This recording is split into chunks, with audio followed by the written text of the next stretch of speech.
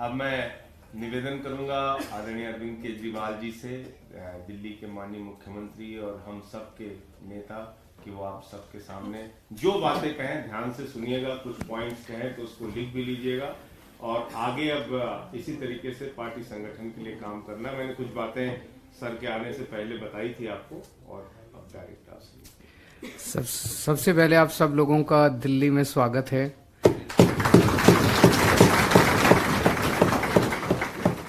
मैं माफ़ी चाहता हूँ, मुझे ही आना था लखनऊ आप लोगों से मिलने के लिए, लेकिन इस वक्त दिल्ली में कुछ ज़्यादा ही उठा पटक कर रखी है मोदी जी ने तो उसकी वजह से मुझे दिल्ली में रुकना पड़ा। लेकिन आप लोग इतनी दूर दूर से चल के आए आज मुझसे मिलने के लिए, मैं इसके लिए आपका तहे दिल से आभारी हूँ।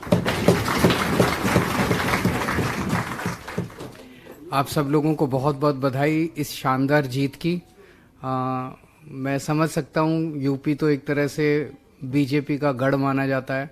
वहाँ पे आप लोगों ने बीजेपी को, सपा को, इनको सब पार्टियों को हराया और खूब मेहनत की। इतने मुश्किल चुनाव में जीत हासिल करने के लिए आप सब लोगों को बहुत बहुत बधाई। आम आदमी पार्टी ने देश के अंदर राजनीति में पूरा का पूरा नैरेटिव बदलने की कोशिश की है। अभी अगर आप देखेंगे तो कर्नाटक का पूरा चुनाव जो कांग्रेस पार्टी जीती है वो हमारे मैनिफेस्टो पे जीती है। हम कहते हैं बिजली फ्री देंगे तो उन्होंने कहा हम भी बिजली फ्री देंगे हम कहते हैं कि हम बेरोजगारी भत्ता देंगे तो उन्होंने कहा हम भी बेरोजगारी भत्ता देंगे। हम कहते हैं हम मुफ्त राशन देंगे तो वो भी कहते हैं हम मुफ्त राशन देंगे। हम कहते हैं कि हम युवाओं को बेरोजगारी भत्ता और महिलाओं को 1000-1000 रुपये देंगे, वो भी कहते हैं महिलाओं को 1000-1000 रुपये देंगे। तो पूरे देश के अंदर, अब तो बीजेपी वालों ने भी कहना चालू कर दिया है, तो पूरे देश के अंदर राजनीति का हमने मशवरा बदला है। हम लोगों ने, ये लोग कहते हैं, हमने दिल्ली में करके दिखाया है। दिल्ली में अद्भुत काम हुए हैं, शिक्षा के क्षेत्र में, स्कूल के क्षेत्र में, स्वास्थ्य के क्षेत्र में। दवाइयाँ फ्री कर दी, सबका इलाज फ्री कर दिया, शिक्षा का स्तर बेहतर किया, सरकारी स्कूल सुधार दिए, सरकारी अस्पताल सुधार दिए, मोहल्ला क्लिनिक बनाए बहुत सारे।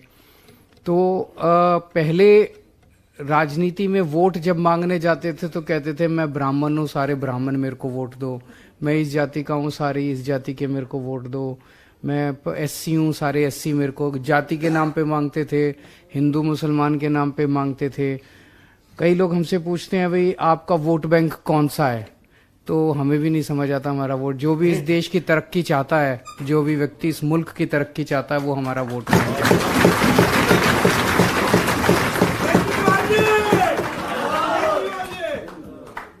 जो भी चाहता है, 70-75 साल हो गए, हमने दिल्ली में 5 साल में स्कूल ठीक कर दिए, हमने दिल्ली में 5 साल में अस्पताल ठीक कर दिए।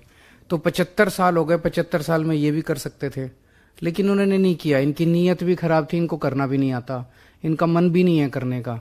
तो इसी चीज के ऊपर अपने को पकड़ के रखना है। जो जनता हमें पसंद कर रही है वो इसी बात पे पसंद कर रही है कि ये अच्छे लोग हैं, देशभक्त लोग हैं, ईमानदार लोग हैं, और इन्होंने दिल्ली में करके दिखाया है। दिल्ली की जो कहते हैं ना, अच्छा काम जो होता है उसकी खुशबू चारों तरफ फैलती है, तो दिल्ली के काम की खुशबू चारों तरफ फैली है।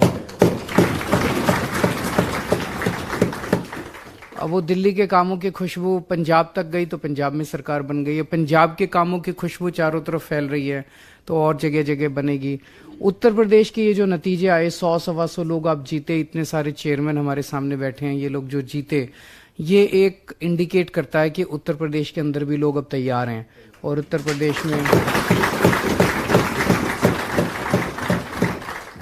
प्रदेश में लोग चाहते हैं कि वहाँ भी अच्छी सरकार आए, उनकी तरक्की करे अच्छी उत्तर प्रदेश के अंदर भी। तो लेकिन बहुत ज़रूरी होता है कि संगठन तैयार हो। संगठन जो अभी इन भाई साहब ने कहा कि सिस्टम बनाना पड़ेगा, स्ट्रक्चर बनाना पड़ेगा, वो अभी थोड़ा लैकिंग है। अगर हम संगठन बना लिया, हमारे अब जो नए संगठन मंत्री बने हैं, राष्ट्रीय संगठन मंत्री संदीप पाठक जी, वो बड़ा शानदार संगठन बनाते हैं। जो चुनाव लड़ने, हम बताओ, गुजरात के अंदर हम गए, पहला चुनाव था हमारा, जब पिछली साल अप्रैल या मई में हम एंटर किए थे, पंजाब का चुनाव लड़ने के बाद अप्रैल या मई में एंटर किए थे, और तब हमारा 1% से भी कम वोट था गुजरात में, और दिसंबर में हमारा 14% वोट आया।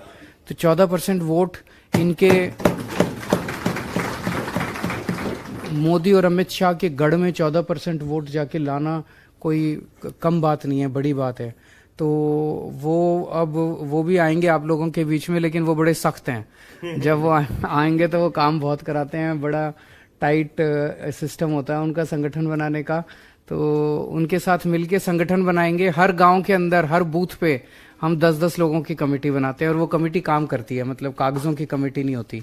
वो संगठन पूरा अगर बन गया अपना, तो कोई माइका लाल अपने को उत्तर प्रदेश में रोक नहीं सकता।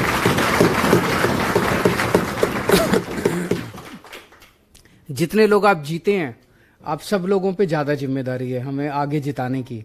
जैसे दिल्ली के लोगों ने हमें दिल्ली में वोट देके पहली बार जिताया, 28 सीट आई थी, लेकिन वो 49 दिन की सरकार एक ऐसा अजूबा थी।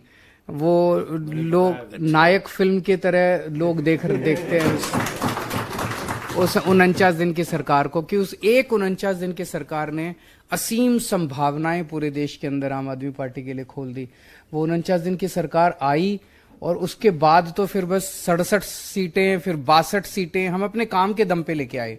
ऐसे ही आप लोग हैं, आप लोगों के जरिए उत्तर प्रदेश की जनता ने एक मौका दिया है अपने अपने क्षेत्र के अंदर। जैसे अब सभी चेयरमैन बता रहे थे, मैंने ये किया, मैंने ये किया, मैंने ये किया, बहुत अच्छी बात है। अगर आप अपना काम इतना अच्छा कर दोगे तो वो खुशबू चारों तरफ उत्तर प्रदेश में फैलेगी।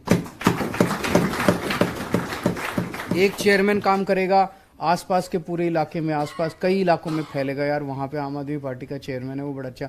एक सभासद अच्छा काम करेगा कि वहां पे उनका सभासद है, वो बड़ा अच्छा काम कर रहा है, उसने मोहल्ला क्लिनिक बना दिया, उसने स्कूल ठीक कर दिया, उसने ये कर दिया, उसने वो कर दिया। तो अब आप लोगों के जरिए एंट्री मिलेगी हम लोगों को उत्तर प्रदेश के अंदर। तो आप लोगों के ऊपर ज्यादा जिम्मेदारी है और मैं आऊंगा पक्का। मैंने इनको भी बोल दिया कि अगला उत्तर प्रदेश का चुनाव हम पूरे दमखम के साथ लड़ेंगे। भ्रष्टाचार का एक ही का, भ्रष्टाचार का एक ही का। तो आप सब लोगों को बहुत बहुत बधाई और आपका शुक्रिया।